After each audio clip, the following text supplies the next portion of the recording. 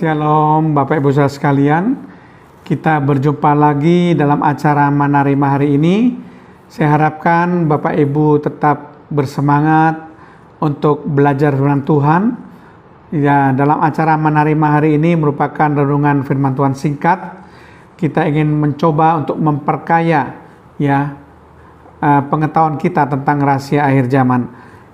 Kita buka terlebih dahulu acara Manarima hari ini dengan doa.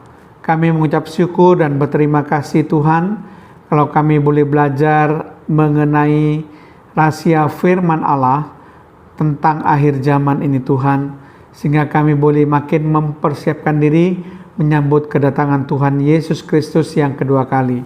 Terpujilah namamu Tuhan, di dalam nama Tuhan Yesus, haleluya, amin.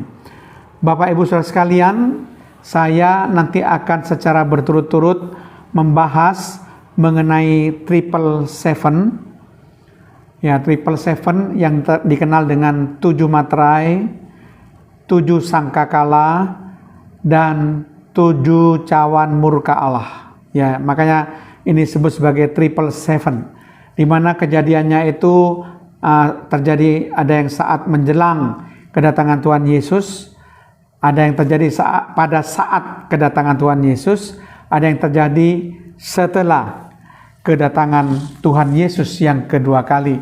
Jadi ada berbagai macam waktu kejadian. Nah, pada kesempatan ini saya akan berbicara terlebih dahulu dengan topik siapa yang dapat membuka 7 materai itu. Sekali lagi, siapa yang dapat membuka 7 materai itu? Kita baca bersama-sama dalam Kitab Wahyu pasal yang kelima, ayat yang kedua sampai ayat yang kelima. Di situ dikatakan, dan aku melihat seorang malaikat yang gagah, yang berseru dengan suara nyaring, katanya, siapakah yang layak membuka gulungan kitab itu dan membuka materai-materainya? Tetapi tidak ada seorang pun yang di surga atau yang di bumi atau yang di bawah bumi yang dapat membuka gulungan kitab itu dan melihat sebelah dalamnya.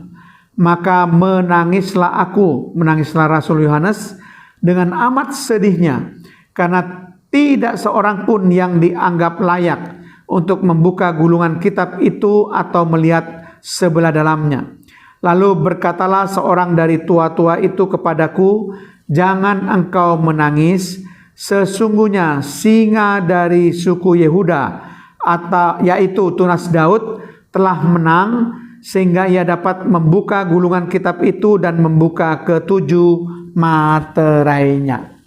Jadi saudara sekalian, puji nama Tuhan, kalau Wahyu pasal 5, khususnya pada ayat yang kelima, itu sudah disebutkan bahwa yang bisa membuka ke-7 materai Allah itu cuma Tuhan Yesus Kristus, yang disebut sebagai singa dari suku Yehuda, atau disebut juga sebagai tunas Daud.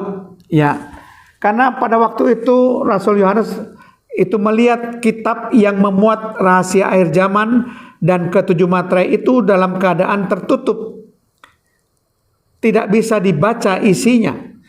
Sehingga dia akhirnya menangis dengan berduka cita dengan amat dalam, karena tidak ada seorang pun yang dapat membuka ke-7 materai itu. Tetapi ketika Rasul Yohanes diambang putus asa dan menangis, seorang dari tua-tua memberitahukan kepada Yohanes bahwa satu-satunya yang bisa membuka gulungan kitab dan ke-7 materai itu adalah singa dari suku Yehuda, dan juga disebut sebagai tunas Daud, yang menunjuk pribadi daripada Tuhan Yesus Kristus. Hanya Tuhan Yesus satu-satunya yang memenuhi kualifikasi, berhak dan layak untuk membuka gulungan kitab dengan ke-7 materainya.